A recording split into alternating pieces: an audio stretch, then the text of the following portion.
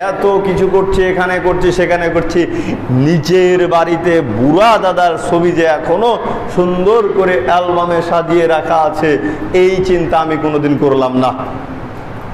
আপনি যেই ঘরে ইবাদত করবেন সেই ঘরে ছবি মূর্তি দিয়ে পরিপূর্ণ। আমি কি বলবো, কিছুদিন পূর্বে আমার এক রিলেটিভ মেয়ে মানুষ ফোন দিয়েছে, ফোন দিয়ে বলতেছে, মামা আমি যে ঘরে সালাত আদায় করি, তাহাজ্জুদ করি, সেই ঘরে ছবি টাঙানো আছে।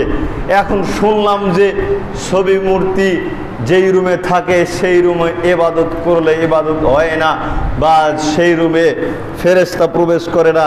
কি করা যায় মামু, আমাকে বুদ্ধি দাও। তো বললাম যে খালা কি আর বলা যায়, ছবি মূর্তিকে সরিয়ে ফেলতে হবে।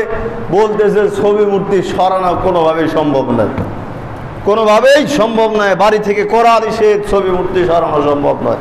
তো বললাম তাহলে রুম চেঞ্জ করেন, রুম চেঞ্জ করে অন্য রুমে সালাত আদায় করেন, অন্য রুমে ইবাদত করেন। বলে তাও সম্ভব নয়, আমাকে ওই রুমেই সালাত আদায় করতে হবে এবং ছবি মূর্তিকেও রাখতে হবে। আশ্চর্য ব্যাপার, তাহলে কেমন হয়ে গেল? পরিশেষে বললাম কি আর করবে, ঢেকে ঢেকে সালাত আদায় করেন, তাছাড়া তার উপায় নেই, কিন্তু ছবি মূর্তিকে সরাতেই হবে, সরাতেই হবে। সম্মানিত উপস্থিতি, বলছিলাম এত কিছু চিন্তা করতেছে, নিজের ঘরে ফেরেশতা প্রবেশ বন্ধ করে রেখেছি, এই চিন্তা কোনোদিন করি নাই, এই চিন্তা করি নাই। আগে নিজেকে বাঁচতে হবে। কু আনফুসাকুম ওয়া আহলিকুম নারা, আল্লাহ সুবহানাহু ওয়া তাআলা বললেন তোমরা নিজে বাঁচো এবং পরিবার পরিজনদেরকে বাঁচাও। আগে নিজেকে নিজে বাঁচাতে হবে, এরপরে পরিবার পরিজনদের চিন্তা করতে হবে। সুনান আবু দাউদ 4302 নম্বর হাদিস, মিশকাতে পাবেন 3544 নম্বর হাদিস। আয়েশা রাদিয়াল্লাহু তাআলা আনহা বলতেছেন, লম্বা চওড়া হাদিস, আল্লাহর নবী বলেছেন যে কেউ মুসলমান হওয়ার পরে 3টা পাপ ব্যতীত, 3টা কাজ ব্যতীত তাকে হত্যা করা জায়েজ নেই। মুসলমান হলো, কালেমা পড়লো, শাহাদা বাক্য পাঠ করলো, এরপরে যদি এই 3টা পাপ তাদের মধ্যে দেখা যায় তবে তাদেরকে হত্যা করে ফেলতে হবে। বুঝিয়েন, কিন্তু একজন মুসলমান ব্যক্তিকে তখনই হত্যা করা যাবে যখন তার মধ্যে 3টা পাপ দেখা যাবে। কয়টা পাপ? 3টা পাপ। তার প্রথম নাম্বার পাপ হচ্ছে আল্লাহ এবং রাসূলের বিরুদ্ধে অবস্থান করা। আল্লাহ এবং রাসূলের বিরুদ্ধে অবস্থান করা।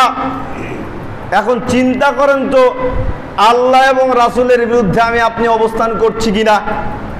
অসংখ্য আমল দেখা যাবে, অসংখ্য কার্যক্রম দেখা যাবে যেগুলো আমরা আল্লাহ এবং রাসূলের বিরুদ্ধে অবস্থান করি। মসজিদে আযান দিচ্ছে, হাইয়া আলাস সালাহ, হাইয়া আলাল ফালাহ, আল্লাহু আকবার, আল্লাহু আকবার। আর আমি আপনি কি করতেছি? টিভির সাউন্ড কমিয়ে দিচ্ছি। আরে ও যুবক, ও যুবতী, তুমি কি করতেছো?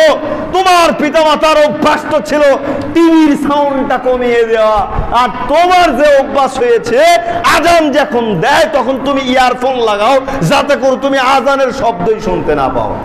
ঠিক না ঠিক বলেছি? পরিবেশ এরকম হয়ে গিয়েছে, বয়োজ্যেষ্ঠদেরকে দেখেছি টিভি বন্ধ করে দিতে অথবা সাউন্ড কমিয়ে দিতে। আজকে যুবক যুবতীরা বলে কি, সাউন্ডটাই বাড়িয়ে দেয় যাতে করে আজানটা শোনা না যায়। আচ্ছা বলেন তো দেখি, আল্লাহু আকবার এই শব্দের চাইতে পৃথিবীতে আর কোন বড় শব্দ আছে? আছে? আল্লাহর নবী বললেন, যে ব্যক্তি মুয়াজ্জিনের আজানের সাথে জবাব প্রদান করবে সেই ব্যক্তি মিন কলবিহি দাখালাল জান্নাহ, জান্নাতেই প্রবেশ করবে। সুবহানাল্লাহ। তাহলে যেই আজানের জবাব দিলে জান্নাতে প্রবেশ করা যায়, সেই আজান শুনলে আজকে আমাদের বিরক্ত লাগে। নাউজুবিল্লাহ, আস্তাগফিরুল্লাহ। সেই আজান শুনলে আমাদের বিরক্ত লাগে।